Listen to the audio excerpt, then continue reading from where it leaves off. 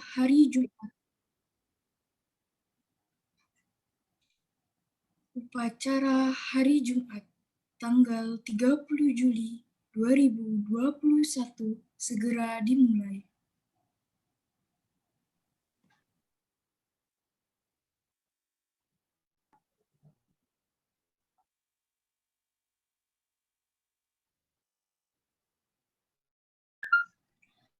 Menyanyikan lagu kebangsaan Indonesia Raya.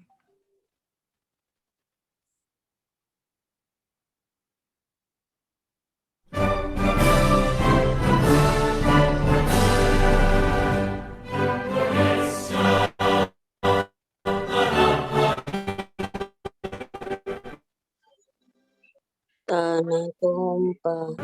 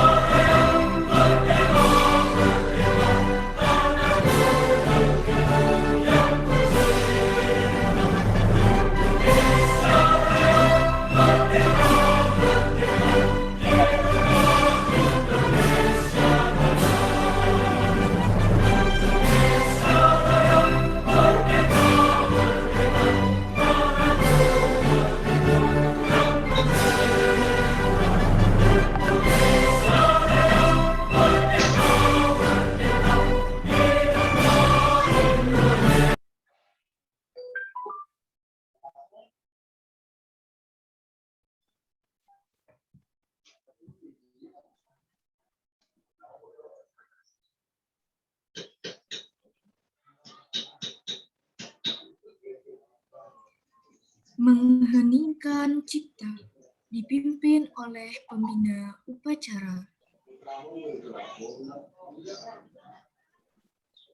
Marilah kita bersama-sama mengheningkan cipta dan berdoa untuk seluruh pahlawan, terkhusus bagi para pejuang yang sudah memperjuangkan kemerdekaan bangsa Indonesia dan perjuangan pendidikan terkhusus di Citra Madinatul Ilmi ini.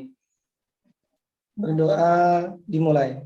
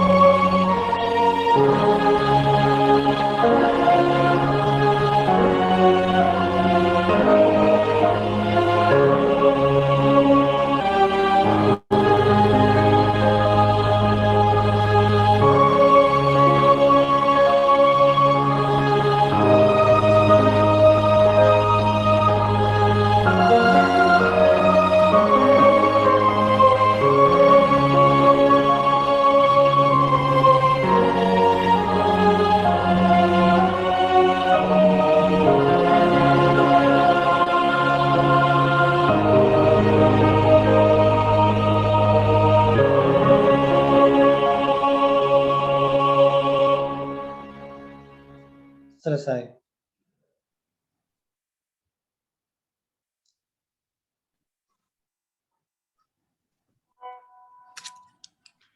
Pembacaan teks Pancasila oleh Diendra Ahmad Syahdian, siswa SMP Plus Citra Madinatul Ilmi dari kelas 9D. Pancasila. 1. Ketuhanan Pancasila. yang Maha Esa. 2. Ketuhanan yang Kemanusiaan yang adil dan beradab. 3. Persatuan Indonesia. 4. Kerakyatan yang dipimpin oleh hikmat kebijaksanaan dalam permusyawaratan perwakilan. 5. Keadilan sosial bagi seluruh rakyat Indonesia.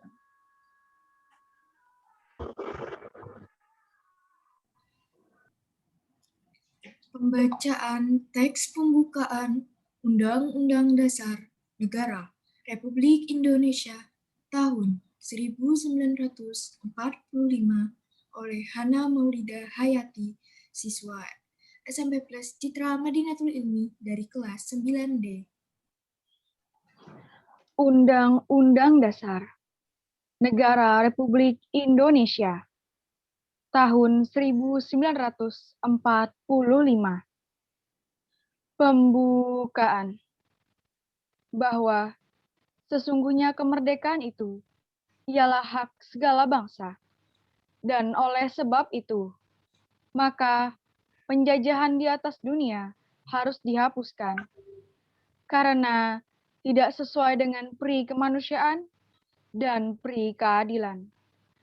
Dan perjuangan pergerakan kemerdekaan Indonesia telah sampailah kepada saat yang berbahagia, dengan selamat sentosa mengantarkan rakyat Indonesia ke depan pintu gerbang kemerdekaan negara Indonesia yang merdeka, bersatu, berdaulat, adil, dan makmur. Atas berkat rahmat Allah yang Maha Kuasa, dan dengan didorongkan oleh keinginan luhur, supaya berkehidupan kebangsaan yang bebas, maka rakyat Indonesia menyatakan dengan ini kemerdekaannya. Kemudian daripada itu, untuk membentuk suatu pemerintahan negara Indonesia yang melindungi segenap bangsa Indonesia dan seluruh tumpah darah Indonesia, dan untuk memajukan kesejahteraan umum, mencerdaskan kehidupan bangsa, dan ikut melaksanakan ketertiban dunia yang berdasarkan kemerdekaan, perdamaian abadi, dan keadilan sosial, maka disusunlah kemerdekaan kebangsaan Indonesia itu dalam suatu Undang-Undang Dasar Negara Indonesia yang terbentuk dalam suatu susunan negara Republik Indonesia yang berkedaulatan rakyat dengan berdasarkan kepada ketuhanan yang Maha Esa, kemanusiaan yang adil dan beradab, persatuan Indonesia, dan kerakyatan yang dipimpin oleh hikmat kebijaksanaan dalam permusyawaratan perwakilan, serta dengan mewujudkan suatu keadilan sosial bagi seluruh rakyat Indonesia.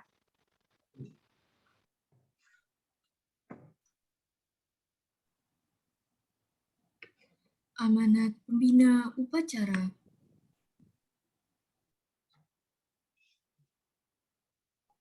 Assalamualaikum warahmatullahi wabarakatuh. Waalaikumsalam warahmatullahi wabarakatuh.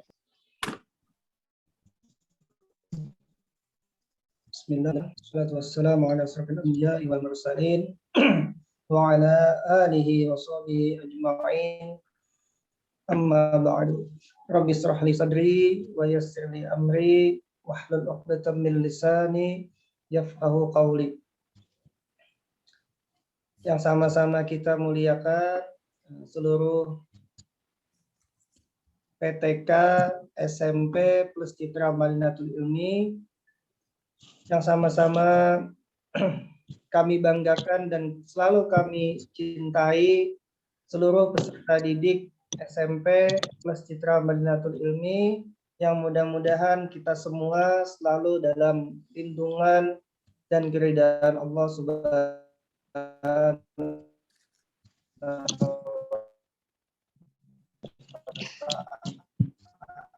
Amin ya rabbal alamin.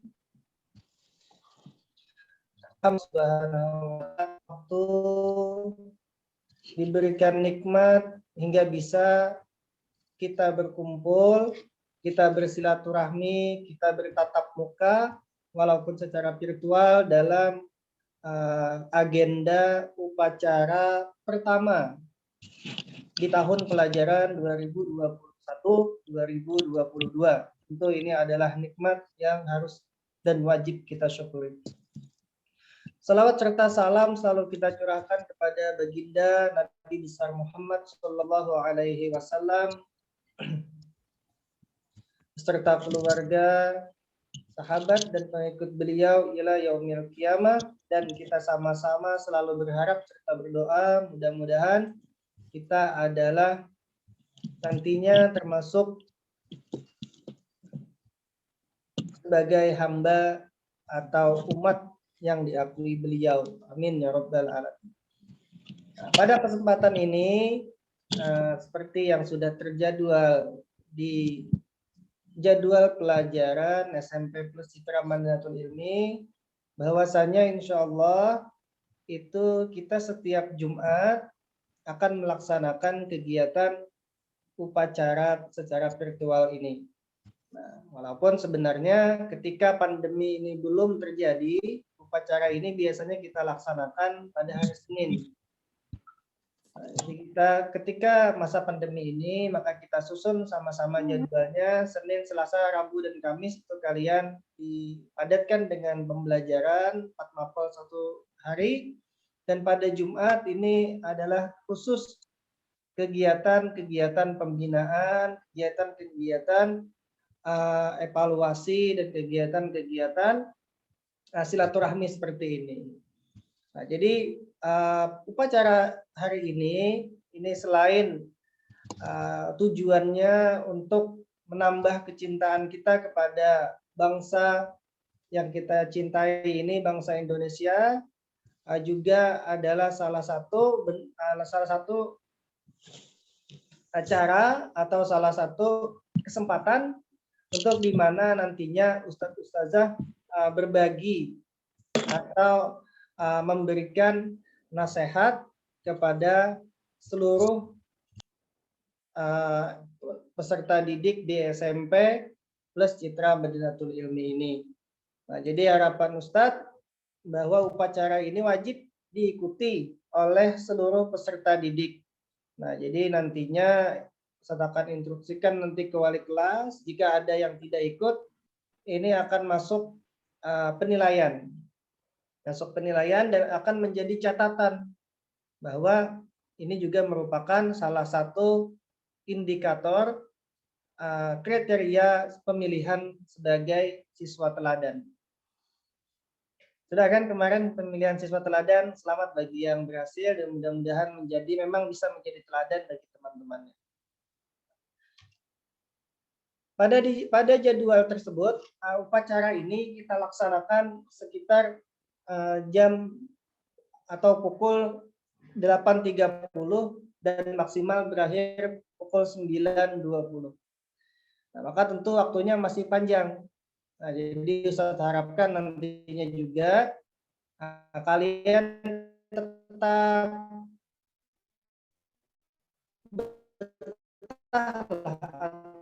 atau stay mendengarkan nantinya akan coba Ustadz mulaikan. Jadi mudah-mudahan ini tidak membosankan. Jadi harapannya seperti itu. Jadi upacara ini bukan hanya sekedar kita ikut upacara menyanyi Indonesia Raya, beberapa petuah dari Ustadz Ustazah nantinya poinnya. Jadi setiap minggu kita mendapatkan siraman motivasi, siraman nasihat, dan semangat dan motivasi kita dalam hal menuntut ilmu. Untuk pertemuan kali ini atau dalam upacara pertama ini, amanat yang Ustadz sampaikan ini mungkin tidak banyak, tapi insya Allah minimal 20 menit. 20 menit, tapi Ustadz coba menyampaikannya supaya tidak membosankan. Ini Ustadz izin membagikan PPT.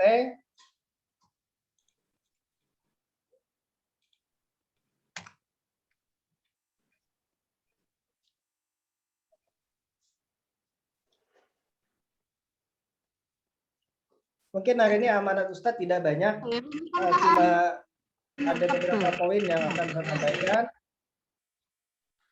Dan mudah-mudahan tadi tidak membosankan dan kalian bisa memetik atau bisa mengambil iktibar atau pelajaran dari yang saya akan menyampaikan dengan sedikit berbagi cerita kepada kalian.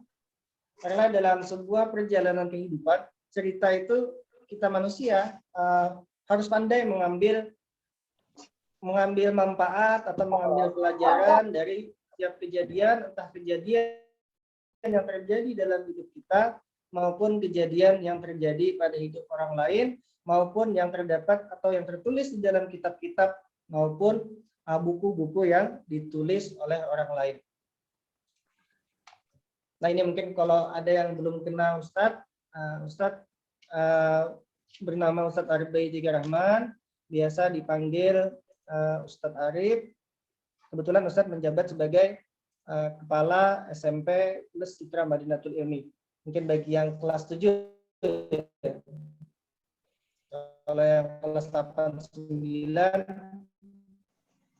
kayaknya kemarin juga baru pertama kali, kelas 8 ya, pertama kali ketemu secara langsung pada saat mudah-mudahan pandemi ini cepat mereda dan kita nantinya bisa melaksanakan lagi kegiatan PTM atau pertemuan tatap muka terbatas tersebut. Amin ya rabbal alamin.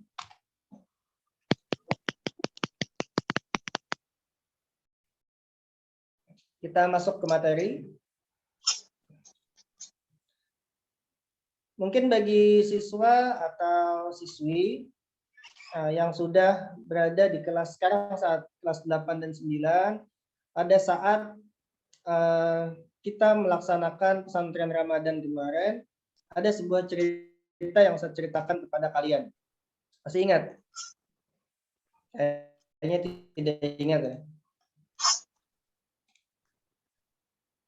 Nah, mungkin cerita itu hari ini akan coba Ustadz ceritakan kembali karena memang ada beberapa siswa yang memang pastinya belum pernah mendengarkan cerita tersebut.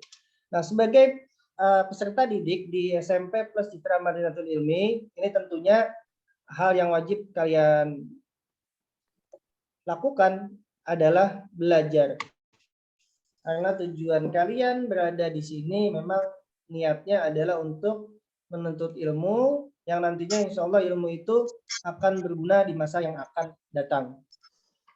Nah, selanjutnya ini mungkin saya bicara tentang 3 pelajaran kehidupan yang insya Allah ini selalu kita jalankan bukan hanya di sekolah tapi di dalam kehidupan secara garis besar. Bahkan Ustadz pun selalu belajar masih tentang 3 pelajaran kehidupan ini. Kenapa 3 pelajaran kehidupan ini penting? Karena menurut Ustadz 3 pelajaran kehidupan dengan menguasai atau dengan menuntut atau membiasakan atau menerapkan 3 kehidupan kita akan baik. Baik dalam artian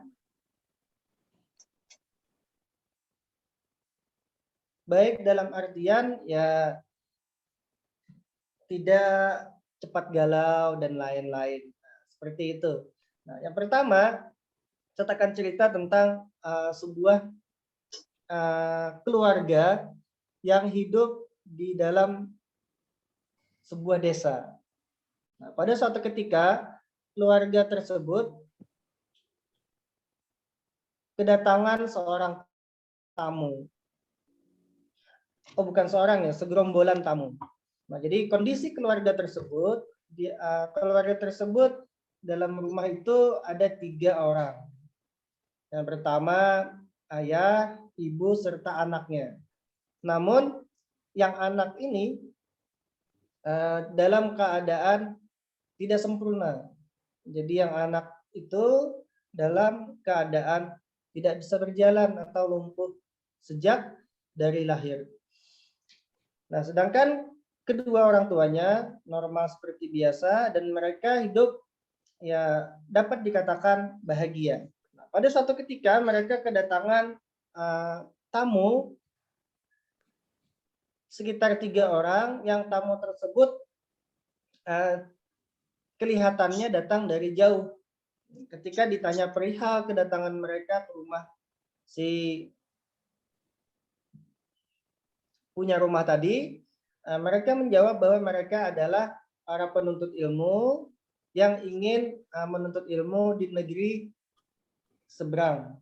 Jadi mereka itu merupakan musafir yang ingin atau yang memohon ikut menginap di rumah si keluarga kecil tadi untuk nantinya 2-3 hari untuk nantinya melanjutkan perjalanan ke negeri selanjutnya, tempat dia menuntut ilmu tadi. Nah, maka mendengar kabar seperti itu, berbahagialah ayah dan ibu yang berada di rumah itu. Karena mereka tahu bahwa orang yang menuntut ilmu itu adalah orang yang dicintai oleh Allah Subhanahu wa taala. Bahkan dikatakan pada kitab-kitab yang dikarang oleh para alim ulama bahwa orang yang menuntut ilmu itu dilindungi atau berjalan di bawah lindungan sayap malaikat. Nah, jadi orang yang menuntut ilmu itu mulia. Oleh karena itu disiapkanlah jamuan makan yang istimewa untuk tamu yang datang tersebut. Jadi singkatnya malam itu diizinkan bermalam di rumah dan diberikan niatnya dengan memuliakan tamu, yang tamunya ini adalah orang-orang yang baik dan menuntut ilmu. Singkat cerita, setelah selesai makan, maka diberikan lagi tempat tidur atau sebuah kamar yang layak dan dipersilakan untuk istirahat. Ada satu hal yang tidak diketahui oleh keluarga tersebut. Bahwa sebenarnya yang 3 orang itu bukanlah orang baik. Nah, singkat cerita, ketika pagi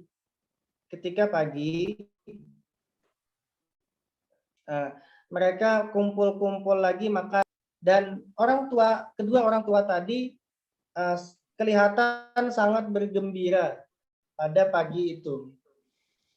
Jadi kumpul-kumpul, sangat gembira, sangat bahagia. Ketika ditanya oleh 3 pemuda tadi, kenapa pian nih, ayah ibu nih atau bapak ibu hari ini terlihat sangat bahagia. Lalu diceritakanlah kenapa alasan dia bahagia. Bahwa penyakit anaknya yang sudah dari lahir itu ternyata sembuh. Anaknya pagi ini bisa berjalan. Walaupun masih belum bisa lari, tapi sudah bisa berjalan. Sudah bisa, kakinya sudah bisa melangkah selangkah demi selangkah, 2 langkah, 3 langkah sudah bisa. Nah, maka ketika ditanya, apa obatnya atau dapat dari mana atau siapa yang memberikan pengobatannya. Nah, ketika ditanya maka disebutkanlah oleh orang tua, ayah dan ibu dari si anak yang lumpuh tadi bahwasanya ketika malam tadi selesai kami memberikan jamuan kepada kalian, air bekas cucian tangan ketika selesai makan itu kami usapkan atau kami bahasa Banjar itu dikasayakan. bahasa Indonesianya dioleskan pada kaki anak kami, dan kami berdoa kepada Allah dengan berkat orang-orang soleh, dengan berkat orang yang menuntut ilmu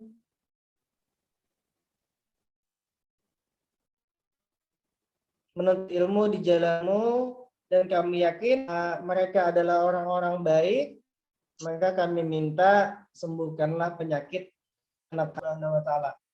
Paginya anaknya sudah mulai bisa berjalan. Ketika mendengar cerita tersebut, 3 lelaki yang menginap di rumah orang itu menangis. Jadi ayah dan ibunya bingung.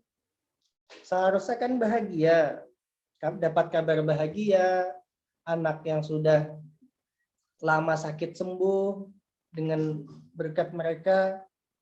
Tapi bingung ayah bundanya, kenapa 3 orang ini menangis. Maka berceritalah 3 pemuda tersebut tentang perihal kenapa mereka menginap di rumah orang tersebut. Jadi mereka berkata dengan jujur, sebenarnya kami ke sini tujuannya tidak seperti yang kami ceritakan. Kami di sini sebenarnya hanya numpang menginap, dan malam tadi pun kami sudah mulai beraksi. Kami ini sebenarnya adalah para pencuri yang ingin mencuri rumah di samping Anda. Jadi ternyata rumah di samping si ayah dan ibu tadi ada rumah yang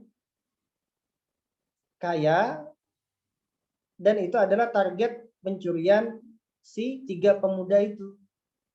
Jadi 3 pemuda itu berniat untuk mencuri, dan malam tadi kami memang melakukan pencurian tersebut. Jadi kami ikut menginap di rumah Anda agar untuk memudahkan atau memuluskan rencana kami untuk melakukan pencurian tersebut. Jadi kenapa kami menangis? Ini kami tersentuh bahwasanya Allah Subhanahu wa ta'ala begitu baik kepada kami, memberikan teguran kepada kami lewat kejadian ini. Nah, bahwa yang dapat kita ambil adalah kekuatan sangka baik atau kekuatan positif berpikir dari si kedua orang tua ini. Makanya dalam diskusi dikatakan Allah itu berprasangka atau melaksanakan, atau Allah sesuai sangka hambanya. Nah, jadi makanya kita dalam agama Islam itu diwajibkan untuk terus berprasangka baik kepada Allah Subhanahu wa ta'ala. Dan kalau dalam ilmu keduniaan bahasa kerennya itu positive thinking. Kenapa positive thinking dan berprasangka baik itu penting? Karena memang orang yang punya pikiran positif dan punya prasangka yang baik kepada hal apapun, itu tentu hidupnya juga akan menjadi baik. Nah, ketika dalam pembelajaran cerita tadi, bahkan ketika orang yang punya niat buruk pun, bahkan ketika yang kita sangka baik itu buruk sekalipun, maka itu tidak akan berpengaruh kepada kita. Karena memang keutamaan bersangka baik ini insya Allah akan menjadi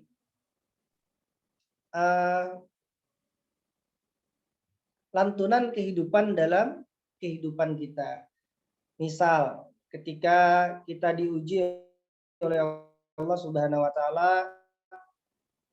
kehilangan orang-orang yang kita sayangi. Mungkin ada yang sudah kehilangan ayah, ada yang sudah kehilangan ibu.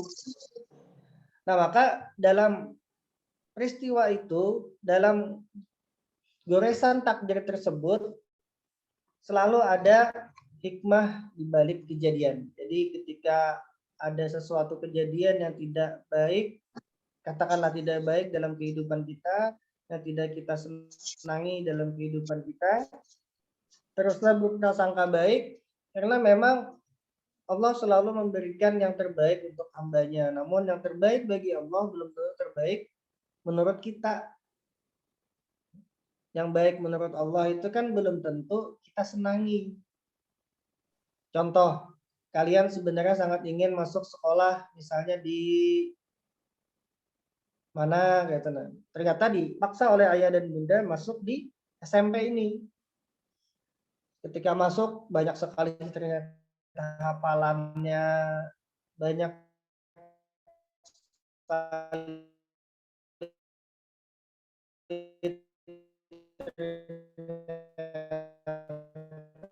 pelajarannya, dan itu membuat terjalani segala takdir yang diberikan oleh Allah. Maka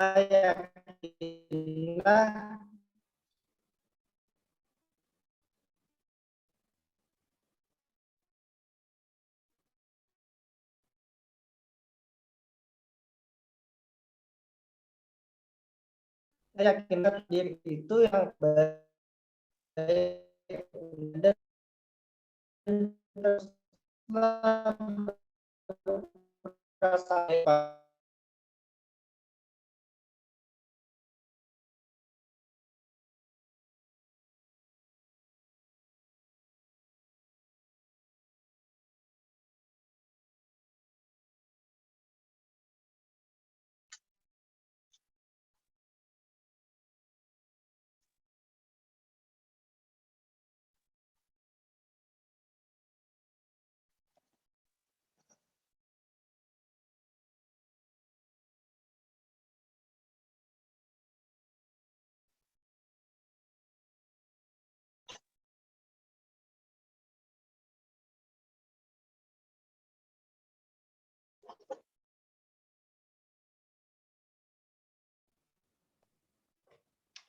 ya, mohon maaf sedikit gangguan ya jaringannya. Masih ada waktu, lanjut yang pelajaran kehidupan yang kedua. Sini juga ingin Ustaz ceritakan sebuah cerita terjadi di sebuah negeri, yaitu tentang jual mie. Seorang penjual mie ayam, dia berjualan mie ayam setiap harinya dan dia didampingi oleh seorang putrinya. Dia melaksanakan kegiatan itu rutinitasnya setiap hari dari pagi sampai sore, dan suatu hari ada kejadian di pasar itu ribut-ribut, dan ketika didekati ternyata ada orang-orang berkerumun dan sedang menghakimi seorang maling. Yang menyita perhatian oleh si pedagang mie ini adalah yang menjadi maling itu umurnya masih anak-anak, sekitar anak SMP seperti kalian. Nah, maka cobalah dilerai oleh si pedagang mie itu dan ditanya kepada oleh pedagang mie kepada si anak yang mencuri itu, si A, kenapa kamu mencuri? Dan apa yang oleh si pedagang mie? Yang dicurinya adalah sebotol obat. Sebotol obat, dan ketika ditanya kenapa mencuri, dia tidak menjawab. Karena dia ketakutan dikerumuni oleh banyak orang. Dan si pedagang obat itu pun mencaci maki dan terus memarahi dia.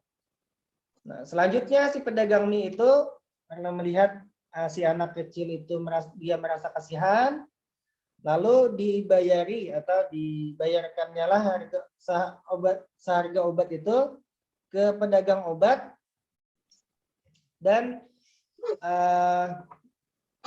ketika si anak itu ingin pulang atau ingin berlalu, nah kan kalau sudah dibayarin, hampir orang menyanyuti nih, hampir orang marah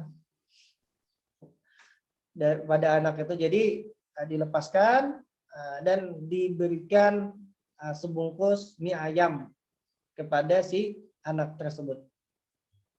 Selanjutnya tahun berganti 10 sampai 20 30 tahun, si pedagang mie itu pun menjadi tua. Jadi 30 tahun berlalu, pedagang mie itu tetap menjadi pedagang mie. Dan suatu ketika, ya namanya manusia kan muda, tua, yang dulunya kuat bisa menjadi sakit. Nah, si pedagang mie itu sekarang sudah mulai banyak digantikan aktivitasnya oleh anaknya yang perempuan. Hingga suatu ketika si pedagang mie tersebut terjatuh di kedai atau di toko mie-nya dan dia dinyatakan sakit. Kalau orang Banjar nyambut stroke. Nah, lalu dibawalah pedagang mie itu ke rumah sakit. Nah, ternyata di rumah sakit itu tagihan pembiayaannya lumayan tinggi. Maka si anak pedagang mie itu bingung mencarikan uangnya. Sampai-sampai dia ingin menggadaikan toko atau kedai mie-nya tersebut. Lanjut beberapa hari ketika toko itu belum laku dan kondisi si ayah pedagang yang dulunya pedagang mie itu semakin memburuk, dan ketika batas waktu pembayaran sampai, suatu kejadian yang di luar dugaan terjadi. Si anak perempuan itu dipanggil ke ruang resepsionis atau ke ruang administrasi dan diberikan selembar kertas yang di sana sudah tertulis bahwa pembiayaan atau pembayaran pengobatan pada si tuan A atau si tuan yang pedagang mie itu sudah lunas. Maka si anak itu pun bingung. Dia bingung. Dan dia pun bertanya, siapa yang membayarkan tagihan tersebut. Nah, ketika ditanya siapa yang membayarkan, ya tidak ada yang tahu ya. Tetapi di surat itu tertuliskan bahwa biaya pembayaran rumah sakit si Tuan A itu sudah terbayarkan 30 tahun yang lalu, kata si yang membayarkan. Nah, ternyata anak yang ditolong oleh si pedagang mie itu, dia pada 30 tahun mendatang atau pada saat yang pedagang mie itu sakit, dia sudah menjadi dokter di rumah sakit tersebut. Dan kenapa dia dulunya mencuri, ceritanya, dia dulu mencuri karena memang ibunya sedang sakit dulu. Dan dia memang berasal dari keluarga miskin, ibunya sakit, dan dia mencuri obat itu terpaksa. Karena seorang anak kan pasti ingin memberikan yang terbaik kepada orang tuanya. Jadi dia mencuri sirup obat panas itu. Dan malang ketika itu kan dia dihakimi atau hampir dibunuh oleh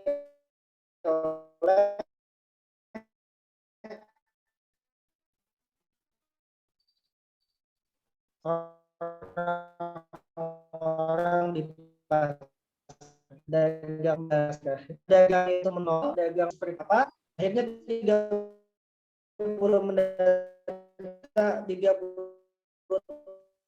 tahun ke depan dia menjadi seorang dokter dan akhirnya dia punya kesempatan untuk membalas.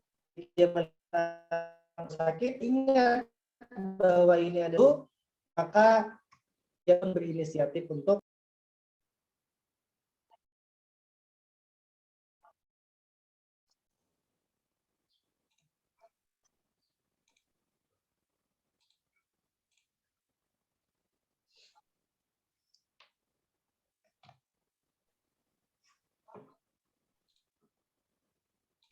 Jadi pelajaran yang kedua dalam kehidupan adalah rumus terus berusaha dan apa yang kita tanam maka itu yang akan kita tuai. Seperti cerita tadi, tapi rumus ini tidak mesti terjadi kepada siapa kita, misalkan si Bagus berbuat baik kepada Diandra, maka belum tentu Diandra yang membalasnya. Tapi dalam rumus kehidupan yang pasti terjadi adalah apa yang akan kita tanam, maka itu juga yang akan kita, tapi belum tentu, misal Bagus tadi berbuat baik kepada Diandra, Diandra belum tentu dia langsung membalas atau berbuat baik kepada Bagus. Tapi bisa Allah bukakan yang berbuat baik kepada Bagus lewat misalnya Hafiz dan lain-lain. Jadi seperti itu rumus kehidupan.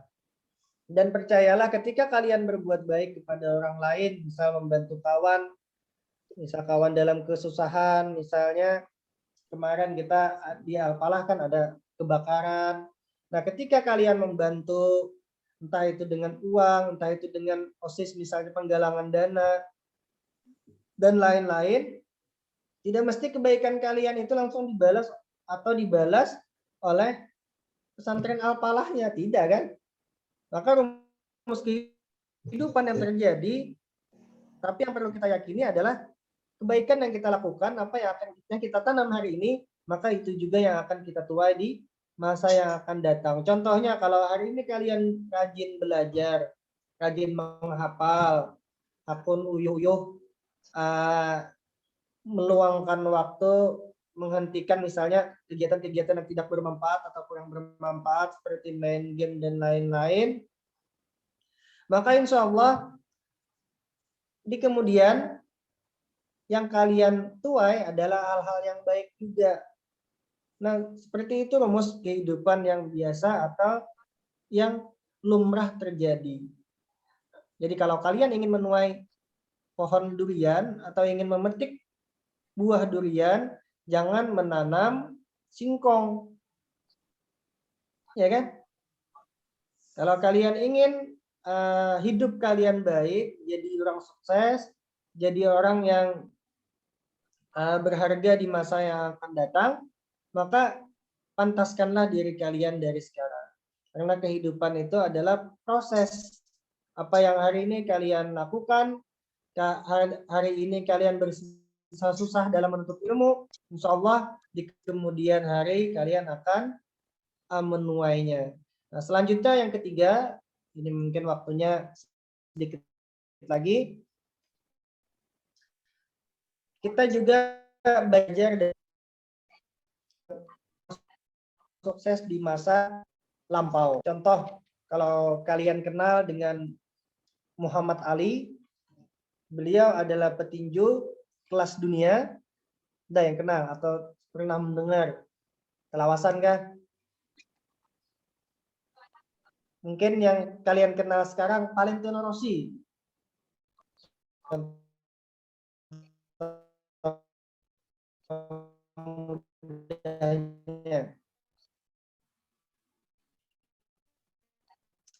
Kenal ya? Tingkatnya Muhammad Ali adalah di kelas dunia.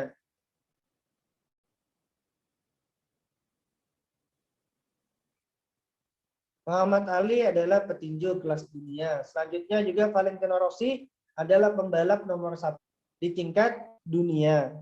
Nah, namun sebelum mereka menjadi orang yang hebat seperti itu, pernahkah kita melihat prosesnya? Kalau kita ditanya, ada yang bisa menjawab pertanyaan ini. Berapa kali kira-kira Muhammad Ali itu pernah kena tinju? Atau pernah kena tampar di muhanya? Sering. Pasti banyak ya. Berapa kalikah kira-kiranya Valentino Rossi itu terjatuh dari trek yang dia jalani atau ya dia balapan? Tentu tidak terhitung lagi berapa kali dia terjatuh dan berapa kali Muhammad Ali terkena pukulan atau kena tamparan di wajahnya, di badannya, sampai akhirnya dia bisa menjadi seseorang yang kelasnya level dunia. Nah, jadi dalam rumus kehidupan atau pelajaran ketiga adalah teruslah mencoba dan tak perlu takut salah dan kalah. Nah, di SMP ini kenapa banyak kegiatan-kegiatan lomba, kenapa banyak kegiatan-kegiatan yang disuruh kalian langsung melaksanakan. Ini melatih mental kalian supaya menjadi pribadi yang terus mencoba dan jangan takut salah, jangan takut kalah.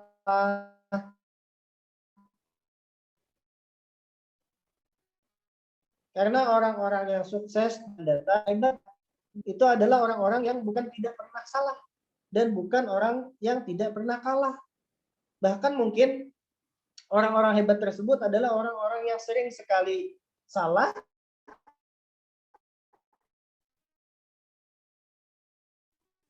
dan bahkan sering sekali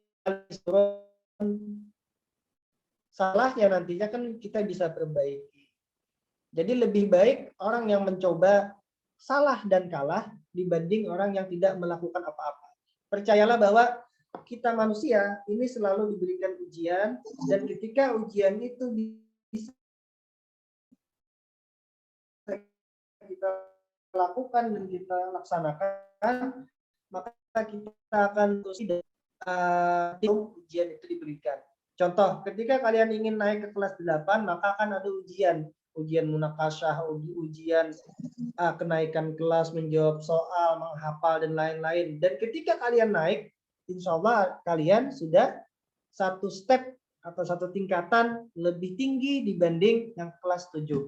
Naik lagi kelas 9 misalnya. Lebih tinggi lagi dibanding yang kelas 8. Dan tentunya ketika kalian naik tersebut melewati ujian-ujian.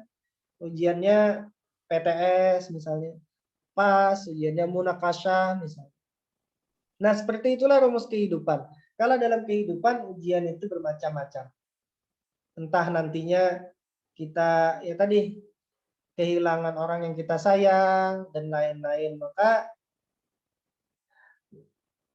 teruslah berprasangka baik, lalu teruslah berbuat kebaikan, dan ketika diberikan tantangan dilaksanakan.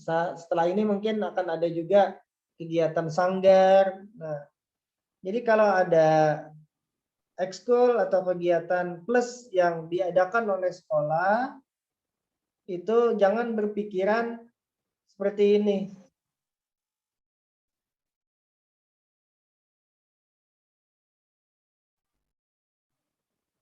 Ulun 4 ini berharga di masa yang akan datang, maka mulai sekarang ya beranilah, berlapah-lapahlah ikut atau mengasah bakat serta kemampuan diri kalian. Karena berlian yang berkilauan yang dijual di pasar Martapura itu dulunya sebenarnya bukan berlian. Dia cuma bertugas. Dia cuma bertugas dan menjadi berkilau. Seperti itu prosesnya. Jadi manusia yang ingin menjadi orang yang hebat, jangan bermimpi orang hebat itu lahir langsung hebat. Jangan bermimpi seperti itu. Orang yang hebat selalu lahir dari susah payah, perjuangan, dan lain-lain. Maka saya harapkan kalian adalah generasi yang pandai bersyukur, generasi yang terus berprasangka baik kepada Allah, terus berusaha, dan yakinlah bahwa yang kalian tanam hari ini atau yang kalian lakukan hari ini itu juga yang akan kalian tuai. Maka lakukanlah hal-hal yang baik agar kalian menjadi orang yang baik, dan teruslah mencoba, entah itu dalam hal belajar dan lain-lain. Tak perlu takut salah dan kalah, karena bahwasanya mencoba adalah hal yang baik untuk meningkatkan kemampuan dan kapasitas diri kalian. Mungkin itu yang dapat Ustadz sampaikan. Sebelum penutup, ini Ustadz ucapkan sekali lagi Ini teruslah giat belajar. Mudah-mudahan tahun ini lebih baik dibanding tahun yang akan sebelumnya. Karena di tahun sebelumnya kan masih ada orang-orang yang tidak masuk kelas. Kalau belajarnya gurunya menjelaskan hilang, orangnya tidak ikut pelajaran. Nah, mudah-mudahan di semester ini atau di tahun ini kita semua sama-sama meniatkan dan meluruskan niat untuk benar-benar menuntut ilmu, yang mana ilmu tersebut berguna bukan untuk kami para guru, tapi insya Allah itu untuk kalian semua, untuk kesuksesan kalian semua, dan bahwasanya ilmu adalah bekal yang nyata dalam mengarungi kehidupan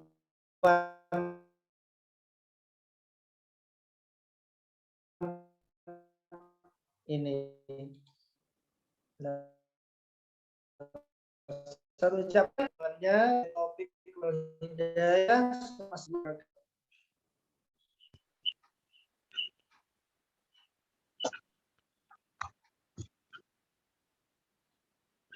Pembacaan doa oleh Muhammad Imam, siswa SMP Plus Citra Madinatul Ilmi dari kelas 9C.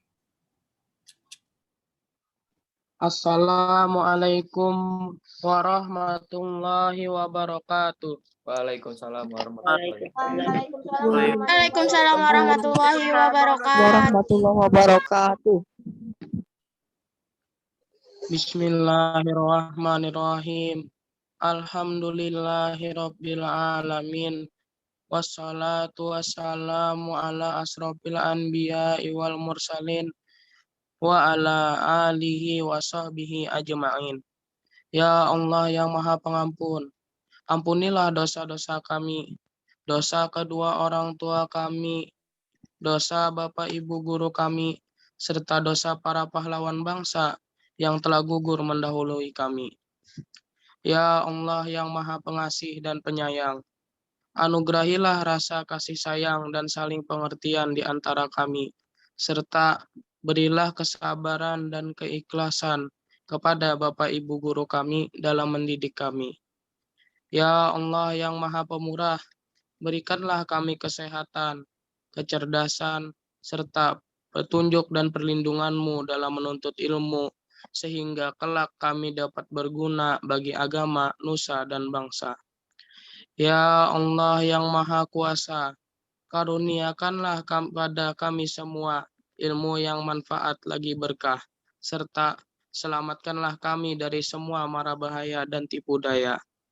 Ya Allah yang Maha Bijaksana, hanya kepadamu lah kami bergantung, dan hanya kepadamu lah kami memohon pertolongan.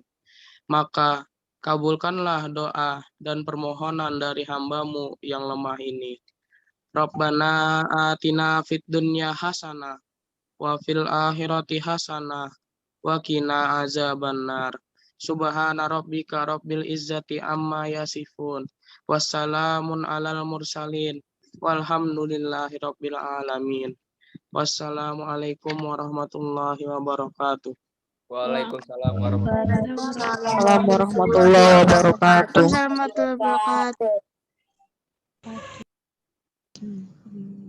Upacara telah selesai. Kepala sekolah, dewan guru, staf, karyawan, dan seluruh peserta upacara diperkenankan meninggalkan ruang virtual upacara.